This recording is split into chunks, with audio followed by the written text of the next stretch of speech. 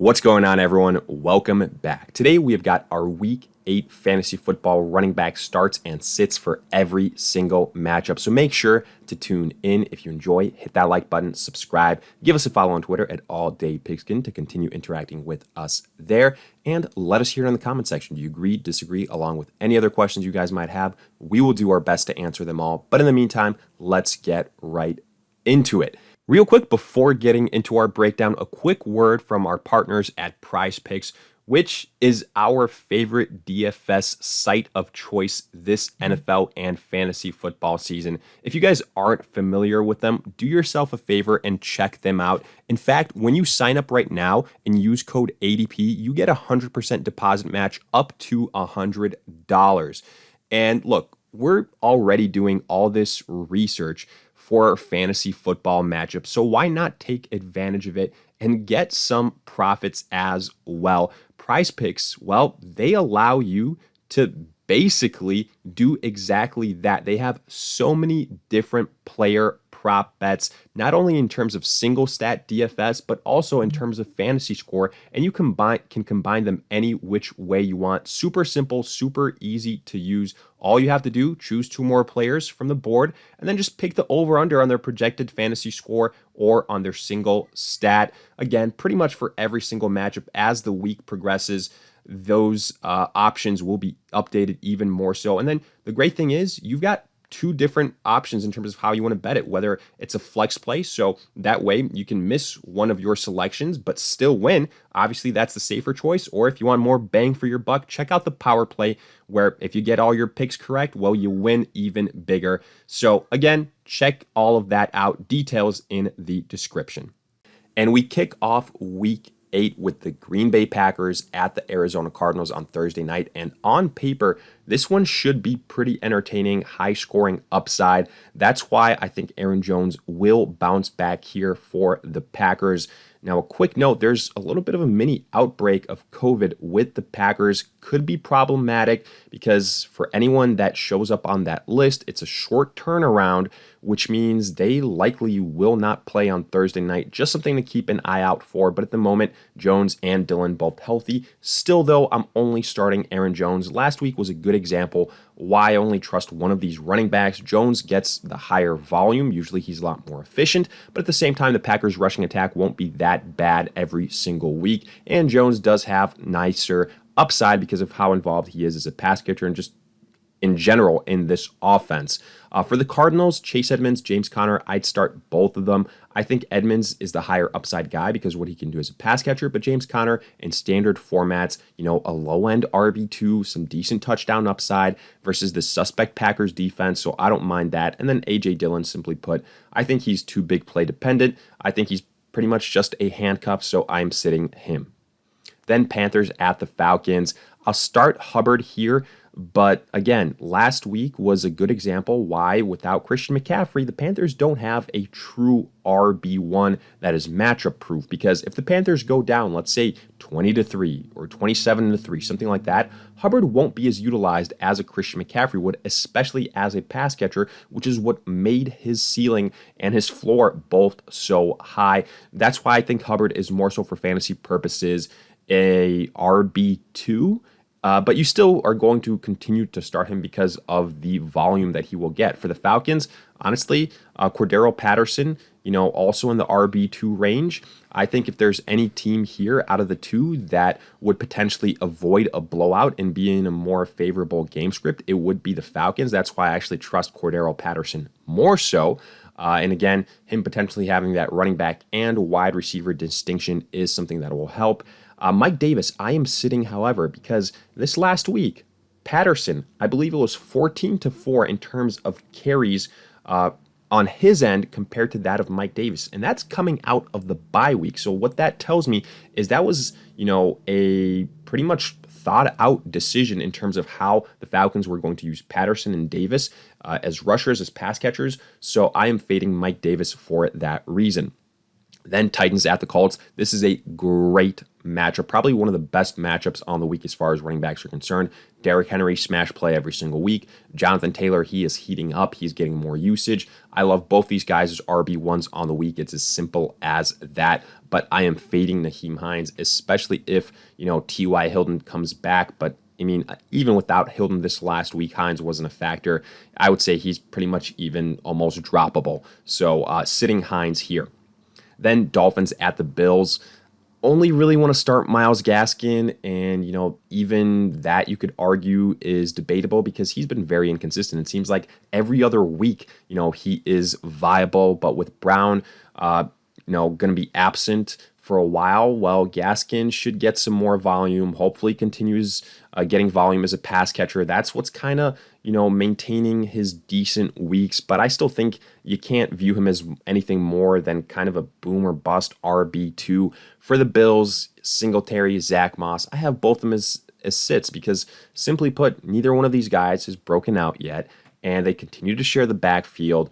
And yes, maybe there was like a 2-game stretch where one of them was impressing than the other one. But at the end of the day, neither one is going to be handed over the reins. And I'd rather not bet on 2 touchdown-dependent guys that are getting similar types of carries, cough, cough, similar situation to the Denver Broncos. So I'm sitting both of them here. Then Bengals at the Jets. I'll start Joe Mixon. Joe Mixon's a great start here versus the Jets, who are going to be without Zach Wilson. It's a complete just mess with the New York Jets, and I think Mixon could be a top 5 running back on the week. Should get some pretty good volume.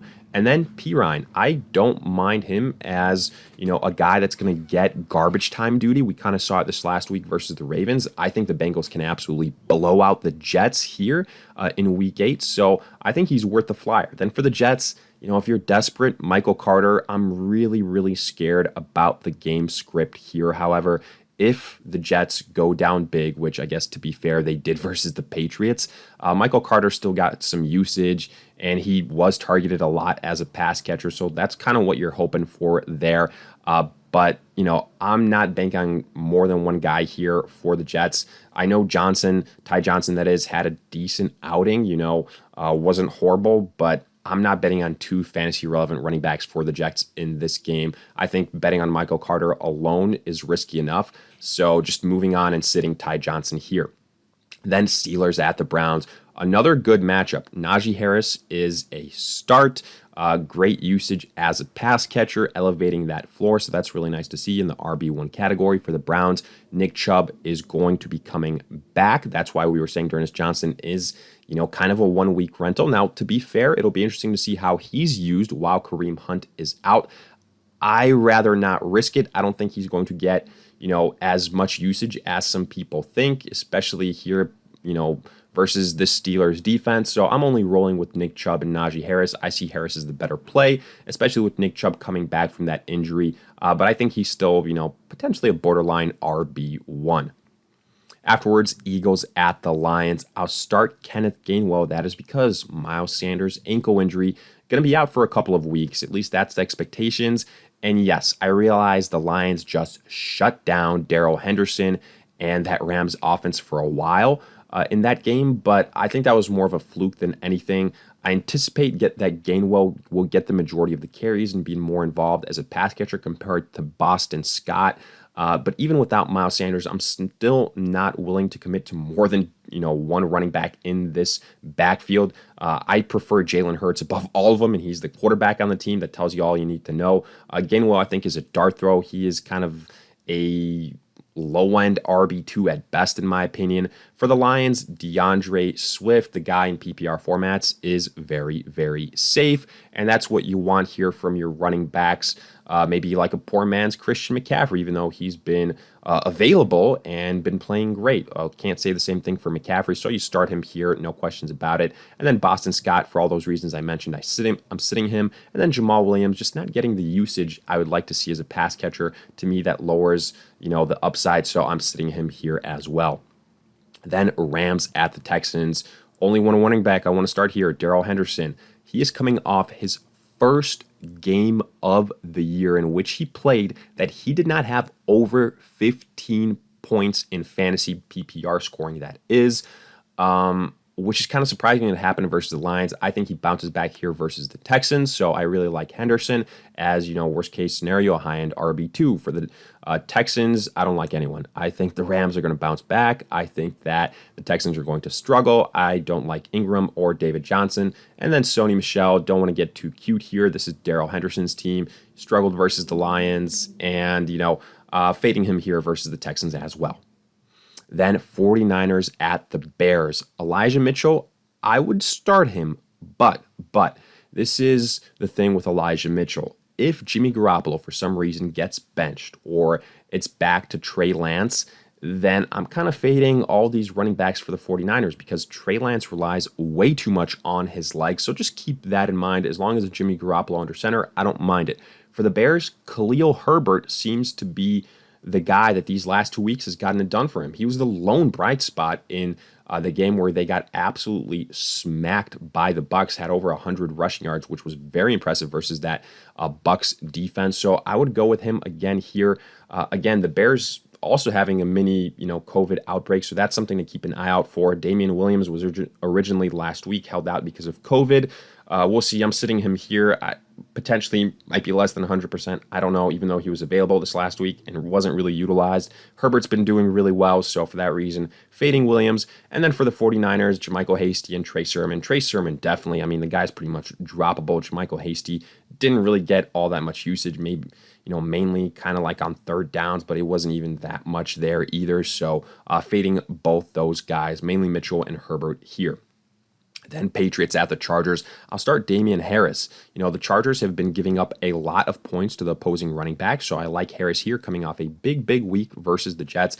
He's, I would say, a guy that's matchup dependent, but this is a good matchup. So I think he's a solid mid-level RB2. And then the Chargers coming off the bye week. I love Austin Eckler every single week. The guy is a must start. He's a top 5 running back, especially in PPR. And then I'm sitting J.J. Taylor and Brendan Bolden. Yes, I know they both had good weeks this last week versus the Jets. I don't think it's going to be that easy to do here versus the Chargers. So for that reason, I am fading both of them here. Then Jags at the Seahawks. I'll start James Robinson. He's played very well as of late, and the Seahawks defense doesn't scare me. For Seattle, this is a little bit tough because at the time of recording, the Seahawks still haven't played yet on Monday night, but as long as he's healthy, I envision Alex Collins to be the starter here. We'll see. Maybe 24 hours from now, that won't be the case, and Rashad Penny will have carved out that primary role, but I don't think that'll happen. So Collins is the guy that I would go with. If it becomes a 50-50 split type of situation, it'd be tough to trust both these guys on a week in and week out basis, but the matchup is a good one, so I wouldn't mind taking a shot on both of them in that case. But Robinson definitely the much more preferred option.